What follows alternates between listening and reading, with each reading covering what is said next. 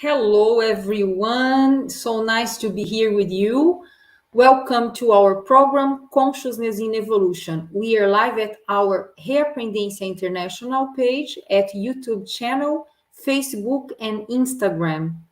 Consciousness in Evolution is a program from Reaprendência International with the objective of debating several themes about self-re-education, parapsychism, out-of-body experience, bioenergies, multiple lives, and so much more.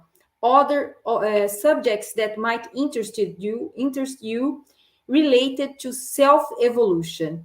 In today's webinar, we have a guest that is specialized in the studies of existential program. His name is instructor Renan Temp, and he's going to present and discuss with us the pillars of an existential program and how to boost our actions and have success in accomplishing what we call existential completism. Feel free to send us any questions at any time you wish, and the questions that aren't answered will be posted later on in the comments, right? I also invite you to subscribe in our channel and follow us, because then you can get to know other lectures that will be happening in the month of April, May, June, and July. Renan Temp is an electrical engineer and entrepreneur. Currently, he's an executive director at Enerluz, a founder and partner in other companies related to technology, engineering, and smart business. He's also a Consensual researcher and volunteer since 2008 and has been an instructor since 2017. He's also the general coordinator of the course Fundamentals of Consciousness Evolution at Reaprendência. So I would like to welcome Renan. Hello, everyone. Thank you very much, Eliane, for this presentation. And thank you for the opportunity to be here today, because this content is one of my favorite ones and made a real difference in my life. So I'm very glad to share this, my experience and my studies, our studies here with all of you. That's great, Renan. Great to have you here. People, so let's take this opportunity and send your questions, okay? Renan, the word is yours. You can get started at any time. Okay? Perfect. Thank you. Thank you very much. And I want to emphasize this. You can follow us on Instagram, and in this during this live in YouTube, you can send us your questions. We will try to answer all of them. But if we didn't have enough time to answer, we can later send it through text in the chat, or Eliane could later tell us how we can really try to answer deeply all of the questions that for the people who are listening to us today. And also, I want to say that the content that I will present here today it's not just about my own experience, but I will try to divide what is my own experience, what I really lived through this subject, from what all the researchers and the consensus here in Conscienciology we reached through this kind of subject, okay? And to start, I really want to emphasize one of the most important principles that we have here in Conscienciology. You know, we are trying to talk about life purpose, but before that, it's very important to emphasize this principle of disbelief, because we are trying to talk about things that are very subjective and people have a lot of different experiences. So when we talk about bioenergy, about personal experiences through other kinds of things like multidimensionality or bodies and this kind of thing, it's very important that we have our critical mind in the right place. Mainly because it's very easy to go to imagination and to go to mysticism. And this is not our goal here. It's not our objective. So in Conscientiology, we always put the principle of disbelief before anything, so can everybody really get in a research posture, okay? So this principle it sustains that you don't need to believe anything, not even in what you hear in this webinar from me or from anyone that is trying to develop the science, conscientiology, or any other subject. You have to experience it or experiment and have your own experiences and get to your own conclusions about your experiences. And if all of us, if we are doing this, we can share our results and we can get to a more real truth about what we are living, because it's very difficult to develop this as a science, okay? So this is very important. That said, I will start asking something that bothered me in some parts of my own life, because all around the world, thousands of people ask themselves about the meaning of life. And eventually, they are actually feeling some kind of emptiness and uh, some kind of thoughts that pass through their minds, that the life it's not supposed to be what they are actually living or perceiving, okay? And I don't know if you feel that in that way, but maybe in some other points of your own life, like when somebody passed through a difficult time or some accident, or eventually even things that happened, things that are not very good, bad things happen to people every day through the world. So it's very important to try to remember, if you already had this kind of feeling, that the meaning of life it's very difficult to understand and to find. Not everyone feels this, but if you are someone who passed through this kind of feelings, you can today try to reach this feeling again, so that we can explore a little more deeper through this, okay? And I have here some things that I brought that is very important to notice, that a lot of people around the world have the same thinking about what a life is supposed to be. And here I brought to be born, grow up, graduate, get a job, or start a business, get married, have and raise kids, retire, and die. And what I want to say is, a lot of people live this journey, this path. But some people start thinking, if is it just this? It's very hard when you are in a life that is supposed to be right, is what everybody is trying to tell you that it's the right thing to do, but in the middle of the way, in the midway, we start thinking, we start noticing that something is wrong. And this feeling is not just one thing that it's in our generation. If you go through the past, many philosophers, many people through religion, through other cultures, they always have some kind of thinking in this way. And later, through their own lines of knowledge, they start to go deeper in this kind of thinking, to get to know if where do we come from and what are we doing here, okay? And if you are in this same feeling that I'm bringing here today, you can be sure that today we're going to present something that is very valuable. And I'm talking about my own experience, because when I was a teenager, I had some experience, personal experiences with bioenergy and with lucid projection and something that naturally happened to me. I wasn't searching for it. It put my life and the way I saw life in a manner that uh, I couldn't deny that the meaning of life had changed for me. After this, I started asking myself, searching a lot in a lot of ways with friends, family, and some other lines of knowledge.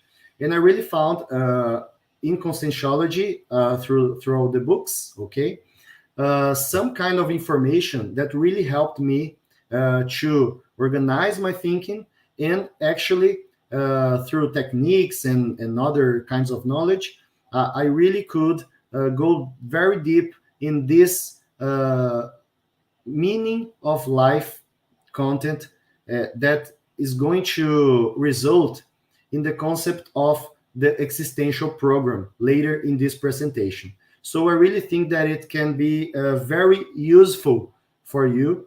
And I'm gonna try to bring not just a theoretical content, but a theoretical and practical content. So feel free to put in the chat questions that could help you to use the information in the day-to-day life, the information that is here in this presentation, okay? So I'm gonna ask some questions here for you so that you can put this content in a more practical way in your lives. What is the reason of my existence? It's the first question. It's a very deep question, and it's very easy to answer that our existence had no reason because we have very few information when we start asking this kind of question. But if we try to feel and to think about the coincidences and the way our lives has been going and people we met, maybe you can start to notice some kind of reason that you made a difference in life of anyone or in your own life here on earth. What I am supposed to do here? Where is my place in the world? And this question here I ask because there are a lot of people that have the feeling that they are in the wrong spot, the wrong place, or in the wrong family, or in the wrong country. Like they feel that their home may be somewhere far away that they don't know. Well, this feeling is actually studied like a syndrome, okay? It's very important to recognize this inside of you if you have this. And which role should I assume? Which role? We already are children, we already are eventually parents, uncles, or professionals, but there is a role that is your example, a role of leadership. Your existence alone already puts you in that responsibility because you influence other people. But what role should I assume? What is my actual authenticity? Am I relevant to something bigger than myself? Or in other words, my existence serves only for my own desires, passions, and my own interests? Or is it possible that I can search for a more bigger purpose? Okay. And the last one. Renan? Okay, Eliane? Yes, you were telling these things, and I remember that I had this kind of foreigner syndrome. It means that everything was looked fine, family and friends, and everything okay. But inside of myself, I had the feeling that I didn't belong to that place, and I had something to do, but I didn't know what it was. And I happen to know people that thought the same way. Wow, what I'm supposed to do here? Is life only this? But I only found answers when I started studying myself, self knowledge through the through Consensuology. Of course, there might be other stuff, and well, just it's just a comment about that, just to reinforce what you're telling. These questions are very important for us to reflect upon our existence. Yes, Okay. and it's perfect your comment, because when everything seems right around you, it's very difficult to recognize this feeling, because it may seem wrong that you feel this kind of thing when everything Yeah. seems right. It's something very personal. And I actually had everything like planned when I was a teenager. I am very I graduated in engineering, so my kind of thinking is very methodological, and it has been like this since I was a child. And I had all planned; it was all going right, but I couldn't deny that it seems small. And to other people, it may not have any sense, this kind of thinking, this kind of question. So it's something very personal, and if you don't have anyone that understands you in this moment, it's very difficult not to be insecure about it. Okay. Okay. And eventually you'll have to ask yourself if you really want, if you want to be if you want to be more relevant, and relevant to something bigger than yourself. Because even if you already notice that this feeling is real, and it may have something bigger, a lot of people deny it because they don't want this kind of responsibility, or this kind of new thinking that it's going to bring to them. Okay, this is very important. So I really hope, if you are here, maybe you already started researching yourself, and self-knowledge, like Eliane said, self-knowledge not just through conscientiology, but from where you began. It's very important, so that you can divide what's really truth, what's really you, and what's just imagination, or just something that other people are telling you. And you can use the principle of disbelief in this moment, even for yourself. What you think, you can't just believe. You can ask questions about yourself to yourself, and it's very useful, so you can go deeper in these questions. Okay. Perfect. I don't know if it's clear, but it's not very easy, because it's a lot of information, but I'm here open, so you can make questions if you have any doubt. Okay. So let's go. The objectives. Now we have a context. We have an introduction about what we are going to tell here today. So the objectives about for this presentation is to present conscientiology approach about the meaning of life, because it's different. We have a lot of approaches about meaning of life, life purpose, mission in life. In a lot of ways, cultures, we have ikigai in Japan, for example. We have a lot of people on the internet with very good content about purpose, life purpose, and purpose of entrepreneurship, purpose in the endeavors that we live in life. But here we have a specific approach in conscientiology, and I will bring here today to promote a technical and realistic reflection about our own life. It's very important, the word technical, because if it's not technical, it's very difficult to apply. And our main goal here is that every one of you can really apply this technically in life, and get your conclusions, get your results scientifically and realistically. Okay. And last but not least, to present ways and options for a more evolutionary life. Okay, if we are studying something, we really hope that it could bring evolution to our way of life, our well-being, and for all of people around us, if it's possible, so it can be useful to us, and we can actually promote this to other people that could help. Okay. So the meaning of life, conscientiology point of view. First of all, it's very important to say that conscientiology it's built uh, over a paradigm, a new paradigm, the consciential paradigm.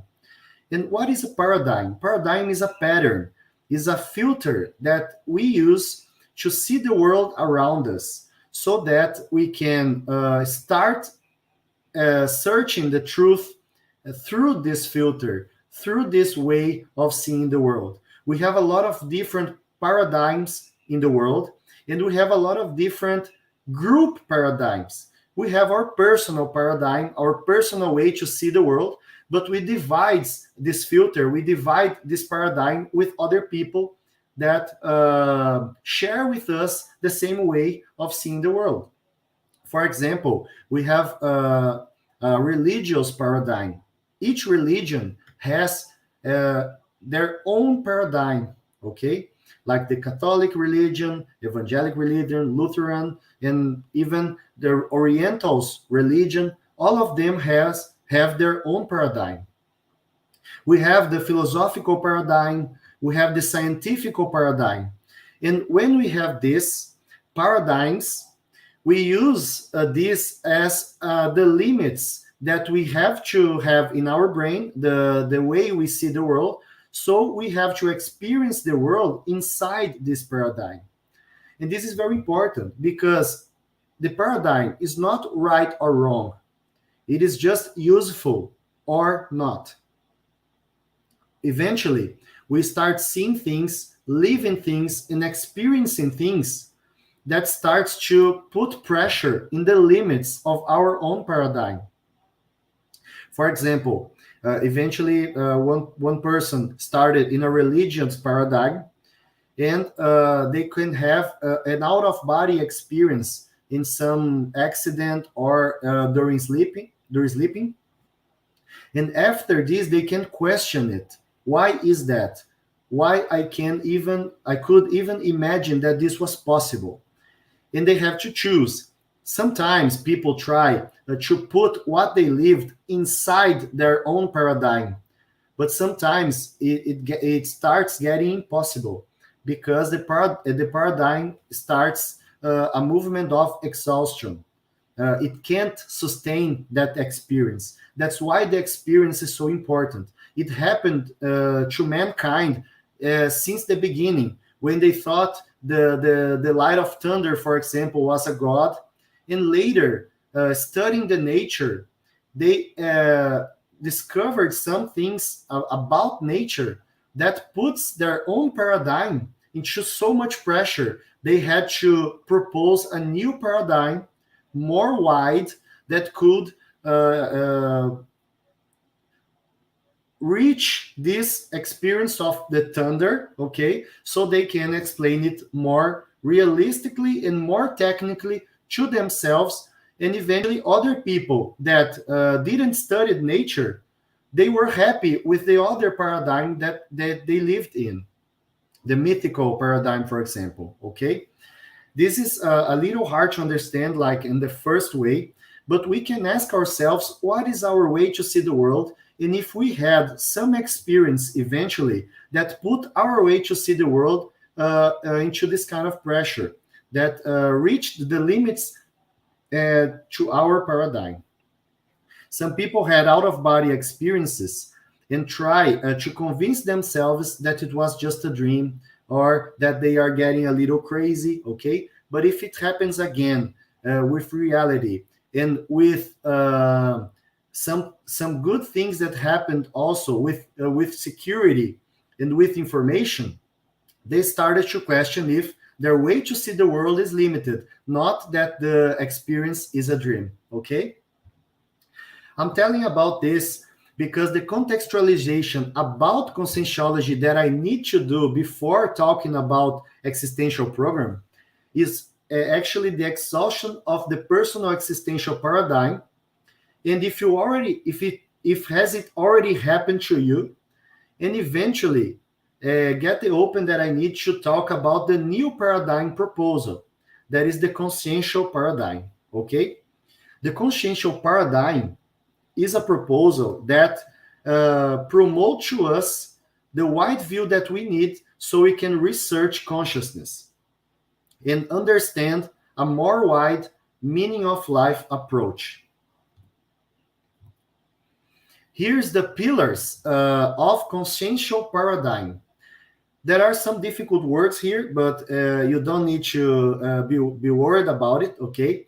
We are going to pass very synthetically, in a very objective way. I'm sure you're going to understand it, but if it has something that gets a little difficult to get to know this quickly, you can make questions. But this kind of content, we have other lives also that already went deeply in this kind of subject.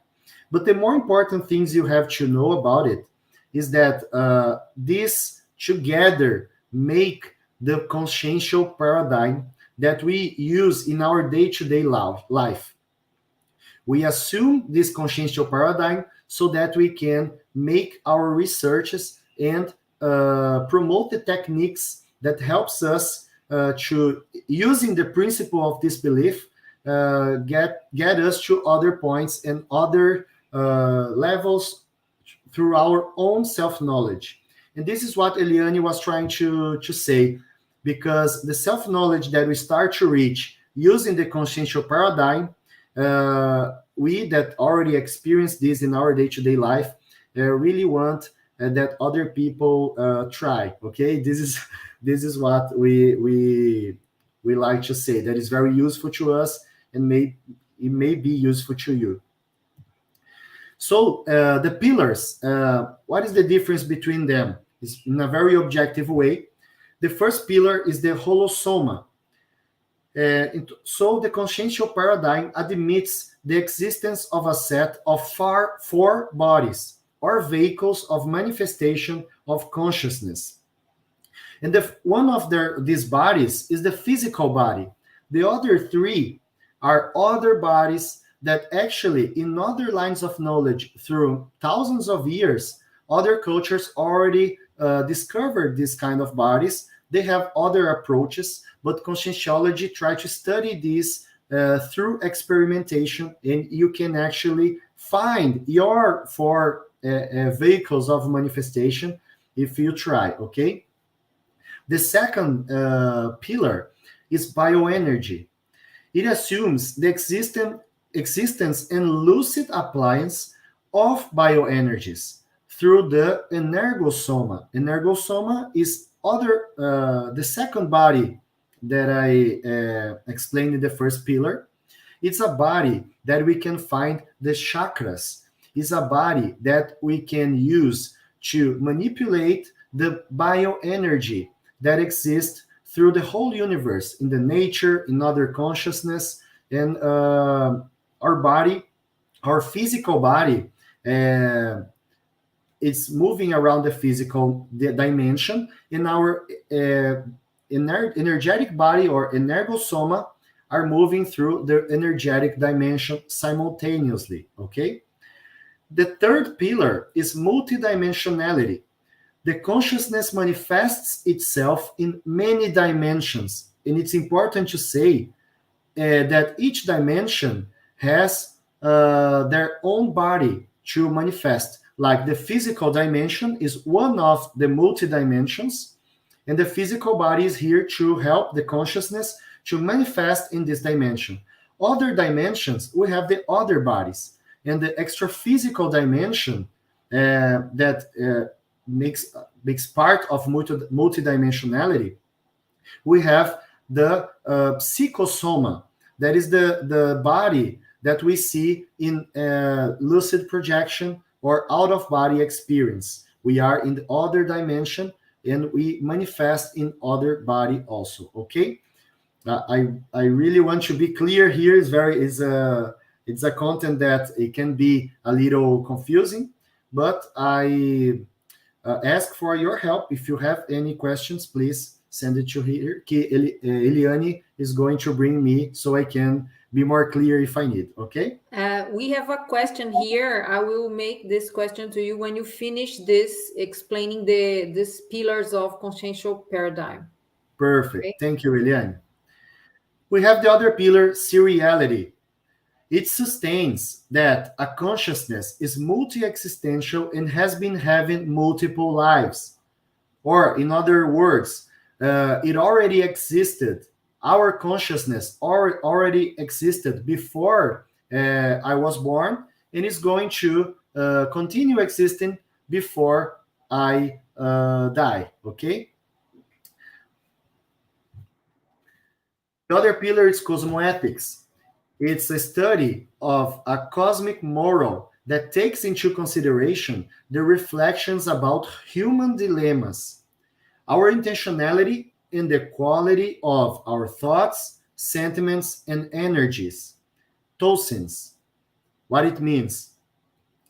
In conscientiology, because of multidimensionality and all of this, thinking, sentiments, and energy, they form a unity. Every time I think something, I also feel something in my body of my psychosoma feels something too, and I expand my energies. I send energies also in this unit that is the tosin. So it's very important to understand this because we are always thinking, feeling, and bringing energies to the ambience and to the environment and to people that we are living with. Okay? Universalism. It is the group of ideas that come from the universe and basic laws of nature in which all consciousnesses are living. This is important because we see a lot of animal species, different animal species, different kind of people, and eventually we can start judging people for the way they think, and because some people are more evolved or less evolved or better or worse, and this has nothing to do with conscientiology. Because of the pillar of universalism, we know that the essence of all consciousnesses are the same. And if we are the same in essence, we can study our consciousness and understand the essence of all the consciousnesses in the universe. Okay, it is a very important pillar and a little bit difficult to understand in the first view. The last one, self-experimentation. It bases the consciousness, it bases that the consciousness should research itself through self-experimentation. And this is why, because if we want to study consciousness, if we study other people, we are not studying directly their consciousness. We are studying their vehicles of manifestation and just a sample of who they really are, because they are not manifesting themselves as a whole. But if we study ourselves, we can study our consciousness directly. And this is a very important concept that changes the way we see science. Because in science, in the science paradigm today, the researcher is not involved in the experiment. But and that's why we think they are having a very difficult time for studying consciousness, because they are trying to find it into the brain. But we think studying our consciousness directly through experimentation is a more wide way to do science. And that's why conscientiology has the consciential paradigm with this last pillar. Okay? Very good, Renan. I've got a question for you from Anna Yogan from the USA. And the question is, she's mentioning about Viktor Frankl's book. And he conveys that finding life, meaning, influence, I'm going to read it again. In Viktor Frank's book, he conveys that finding life meaning influenced his ability to survive in the concentration camp. I don't know if you know about this book. Yes, It's a very I know, famous yes. book. And she asks, how conscientiology relates resilience and existential program? Wow, what a question. It's a very deep question. It's a very hard one too because it's very personal. And in Viktor Frankl's book, he was in a very difficult way in concentration camp. If I know, if I'm right, if I'm wrong, please you can. I'm trying to remember, but with this life purpose, with the meaning of life, finding life meaning, he could find strength to pass through a difficulty that a lot of people gave up because of their paradigm. So, conscientiology, if you experience a more wide point of view of the life, a more wide point of view about you, and if you discover for your experimentation all of these pillars, you start to realize and you start to see your own life from a more higher spot. So then you can understand it better and get the resilience you need to pass through the difficulties that are happening to you. Because when we are in a point that we can see the whole picture and we don't see this meaning, many difficulties that we have in life can be unstoppable, can be overwhelming to a lot of people that pass through really rough uh, kinds of things in life. I know that you can imagine what people pass through lives, and they are victims a lot of times. And if they don't have this kind of view, they don't have the resilience to understand if this is useful to something bigger than themselves. We have a lot And of cases. Renan, Huh? I just sorry to interrupt you. I would like to make a comment. You can finish No, your please, you idea. can. I already finished. That's okay. You can put Okay. your comment. Huh?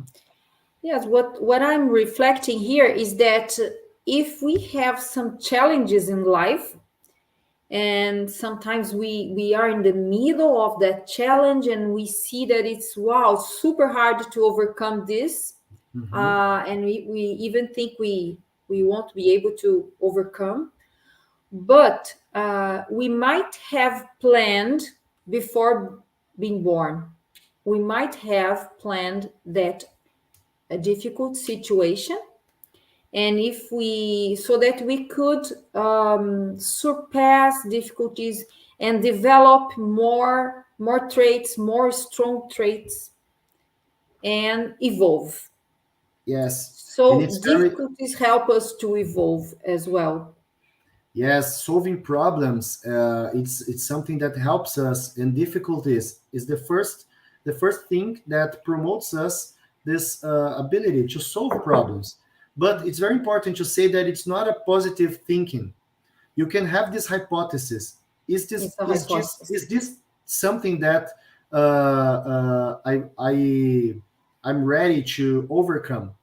You can research this with conscientiology and have your own conclusions about it. It's not just imagination or just positive thinking.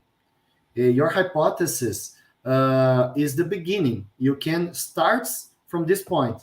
But like Viktor Frankl's, he found his meaning of life to overcome his challenge. Okay, that was useful to them. But not all people have this inner strength. So if you are not now passing through this kind of difficult, you can start now to reaching our own self knowledge. So when the difficulties come, because it's normal. Every life has difficulties. Okay, you can be prepared to overcome it with a life meaning more wide.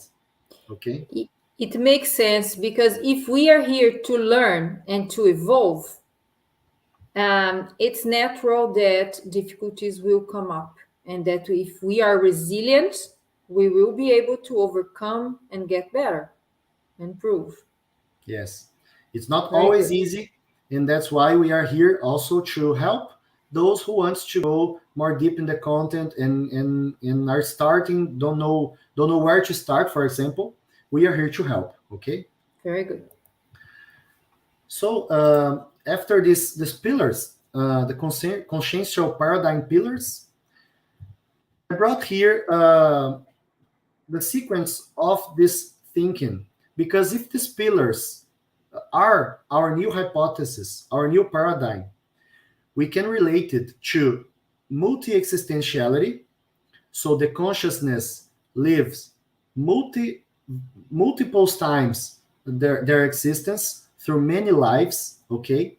And also, in all these lives, we tend to see our life like a beginning and an end, but through the consciousness point of view, it's just one permanent timeline. And each life is just one experience, one new experience, like a day in a year, okay? So if we do things, we did things in our past life, uh, we still have consequences in our today lives. So the concept of the karma, the karmology, the study of the karma, and we say the holokarmology, the study of the karmas, all the karmas that we have, we study it a lot, and the connections that we promoted in other lives with consciousnesses. If we find the same consciousness again in this life in another person, what is going to be? How is going to be? Am I going to feel something? I'm going to feel that I already know that person. I'm going to feel that I already don't like that person or something like that. Are we going to repeat the pattern that we lived in other lives in this life? This is very it's very cool to study this and to start noticing that like in this life we have our habits. We have the multi-existential habits that we still do a lot of things that we did in other lives. In these images, we have an image that try to bring this idea of multiple lives and multiple ways of life through the timeline of the same consciousness. And in the other image, we have a lot of people and the connection between them, the real connection, the energy connection that influence our way of life and our way of connecting with the same people or different people. And it's very important to the content that we are bringing here today. And because of that, because we are always having this kind of trouble, this kind of difficulties, this kind of problems, we are always finding ways of living better, of solving these problems. And that's why conscientiology sustains that consciousness evolution is a trend, is something that everybody is passing through. Even if one is going more rapidly, the other one is going to go slowly, but everyone is in this flow, okay? The consciousness evolution. Renan, I have a question here Yes? from Rui Bueno, and he's mentioning, he's asking, how can we know that our ego karmic account has improved? Wow, very, very good question. How can we know that our ego karmic account has improved? Ego karmic is a part of what I said from holokarmology. We have different kinds of karma. One of them is our karma with ourself. If in one life I start to qualify my own self-knowledge and I change my way of uh, uh, living with myself, if I don't know if I'm being clear, but it's kind of this. If you improve your way to live with your own bodies, with yourself, with your health, and if you are qualifying your way to live more adapting, more complex, less victimism, less negative impacts. So my answer to this in a more wide way is, if your way of living makes less negative impacts and promotes more benefits to yourself, if you are more healthy, mentally, physically. If you are a helper to yourself, you are improving your ego karmic account. Okay, in other I lives, agree. a lot of people in other lives, and in this life, maybe you that are watching us, donate so much from themselves to others that get exhausted and in a bad place. So they help others. They are, in many times, acting in the karma, but not in the ego karma. They are not improving their ego karmic account. Okay? Perfect.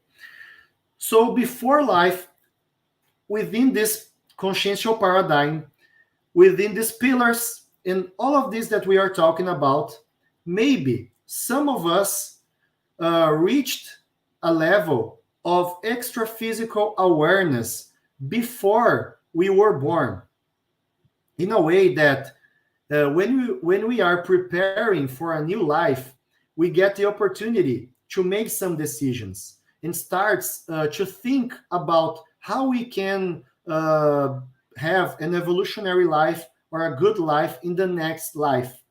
And this is very important. Is an experience that not everyone lived, but a lot of people live. And a lot of people, and if you are here interested in this kind of subject, you can put this like your hypothesis, and you can search for it, research for it later.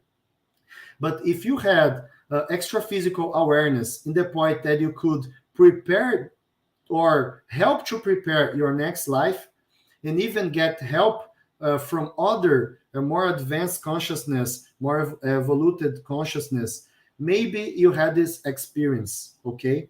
And throughout your own self knowledge, you could plan, put your own intentions and your knowledge about, I put here the word interpresence because it's the connections or the negative connections that still exists through people in you, through other consciousnesses in you. So you could choose some kinds of some aspects of your own life. For example, the family that you were born, maybe it's very strategic. It's not easy, for sure, but it depends of the characteristics of your parents. You had what you need to realize what you had to realize.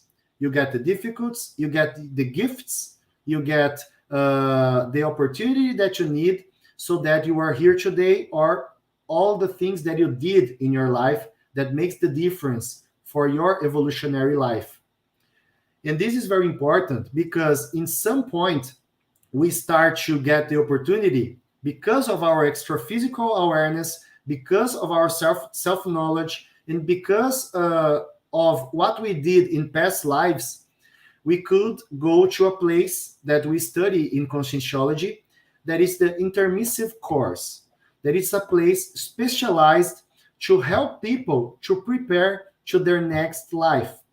The end of this intermissive course that we do in the extra physical dimension before we were born, the end, the objective of it is the existential program that conscientiology calls Proaxis. This Proaxis is your main endeavor in life. It's evolutionary, and it's what you came here to do if you have a Proaxis. If you don't have a Proaxis, you can have a plan, you can have a life purpose that also started before you were born. But today's content is mainly about the existential program that exists and that we study a lot here. And it's at first we think it's very theoretical, but if we can experience it in day-to-day life and use the techniques, I will present here two techniques that we can start studying our Proaxis and trying to find if we have one, trying to research if we have one and what's its characteristics and everything. Okay, this preparation for life is very personal. It's very difficult also to start remembering the Proaxis.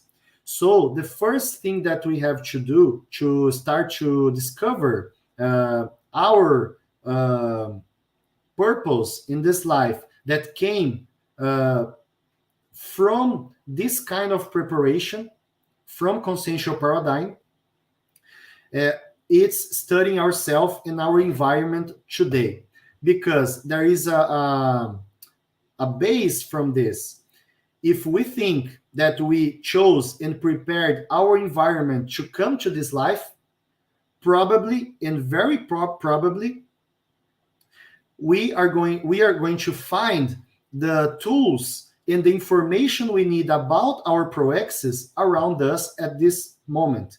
Things that can seem very unusual, or things that can also pass unperceived, but we can actually use this to our benefit. Okay, that's okay, Liane, because this part of the content is very Yeah, important. it is. It is. Okay. We have some minutes more. It's Yes, just we have just 8 minutes. perfect. I will go through the techniques here. Just Okay. okay. So I will repeat here that the existential program Proaxis is the main evolutionary endeavor studied in conscientiology, and it's the goal for those who assume that have a Proaxis. Here we have a book written by Valdo Vieira, that is the conscientiology proposed instructor, and also a researcher from many years for the conscientiology and from the consciousness. And in this book, there is a synthesis of all of this that I talked to you before. What is existential program? It is a specific existential program of each consciousness in their life in this human dimension, the physical dimension, that was planned in the extra physical environment before rebirth. Okay? So here there is a synthesis about all that we talked earlier.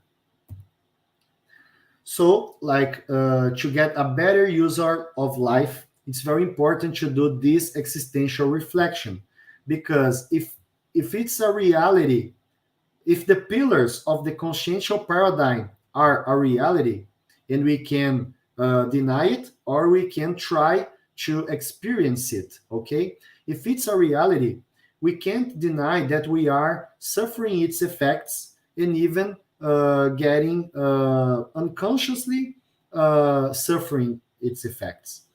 So if it's a reality, it's important to get to know a little more and to get responsible to what we are doing, thinking, our sentiments, our energies, and actually our use, our better use of this life.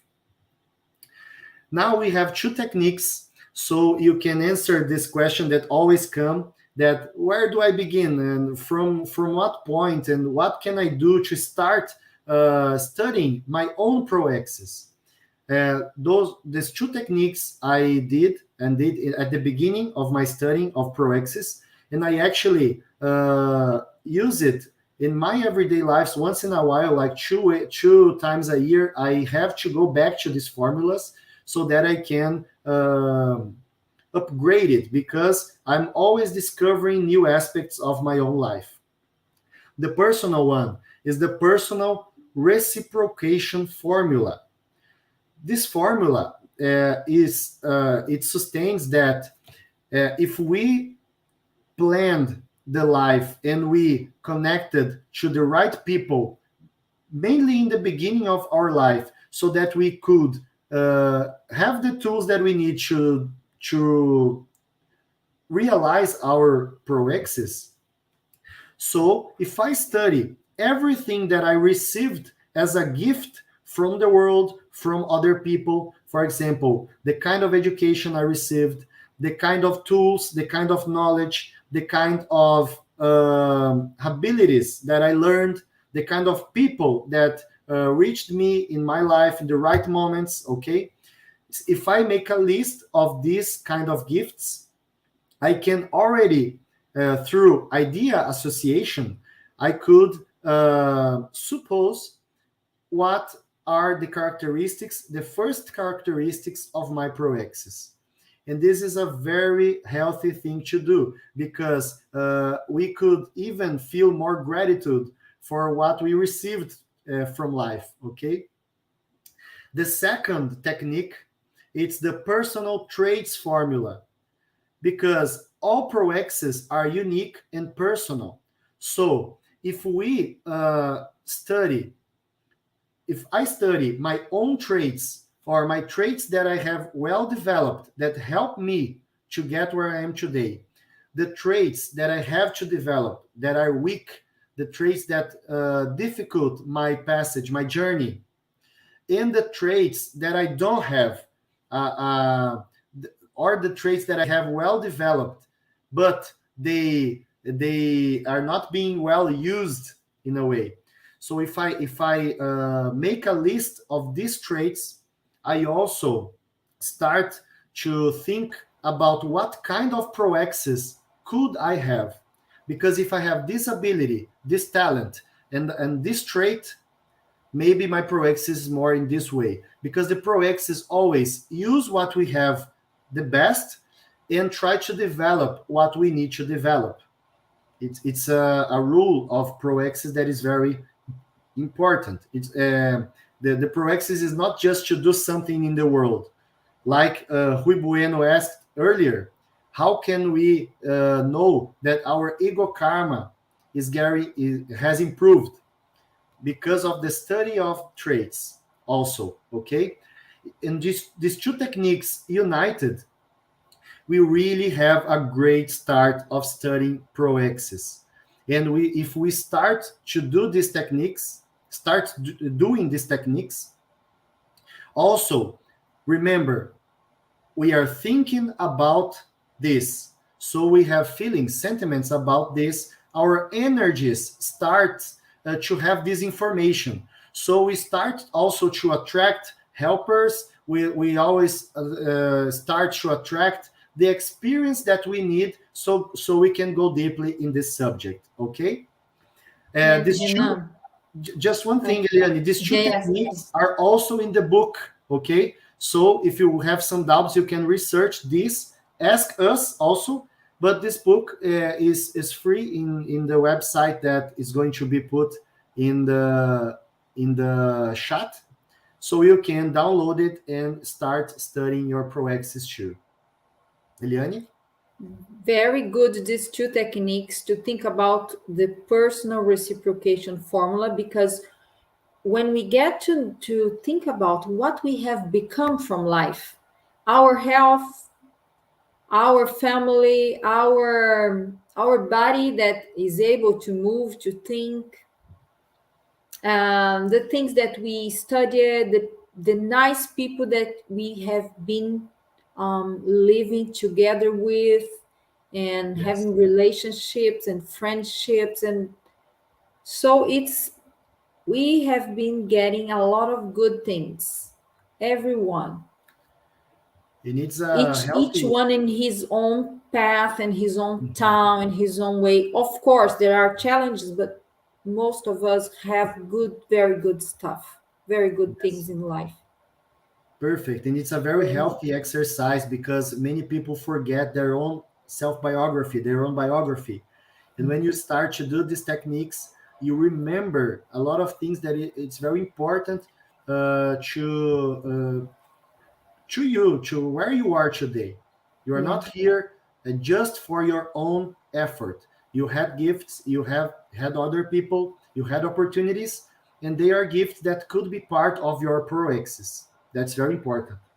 And the personal traits, we can do ourselves our list of strong traits and weak traits, and ask our family and friends to check on Yes. them and suggest Yes. new ones, suggest more weak traits, more strong traits, so that we can have their view as well. in this beginning, it's not very important if you are right or wrong about your hypothesis. The main thing is to expand your ideas, put in the list, and later, experiencing life later, you can start putting more things or taking some things off the list. But the first view of this list normally is something that starts with a great point of view of your hypothesis of Proaxis. You are Mhm. not going to have a right answer right at the beginning. It doesn't work that way. That's why we have many lives, many problems, and many kinds of studying our self knowledge here in Conscientiology. It's something that takes effort, but we have a lot of people doing this simultaneously that we could read the papers, discuss, debate, and always technically and rationally about our own evolutionary life. That's very Mm, important. very So good. I can go to the end, right, Eliane? I think we are Sure, at the right sure. time. I had one extra slide about ego karma and karma that we already talked earlier, okay? And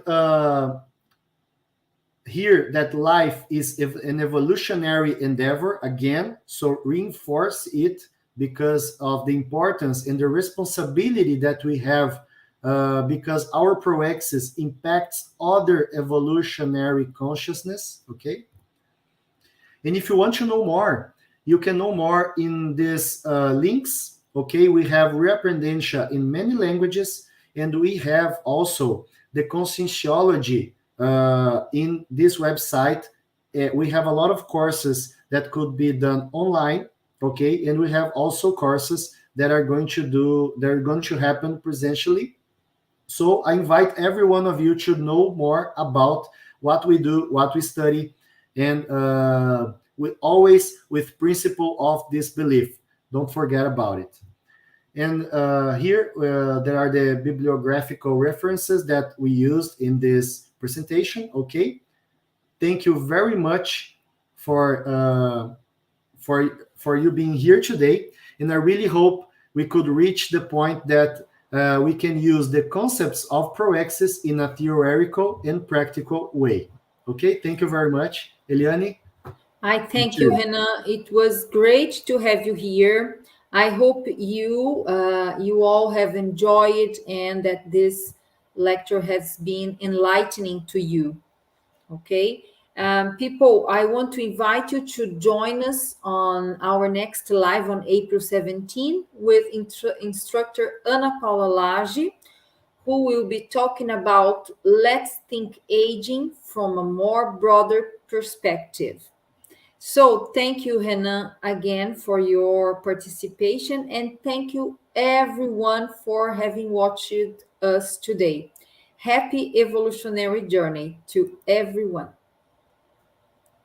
Thank you, everyone. Hope to see you soon.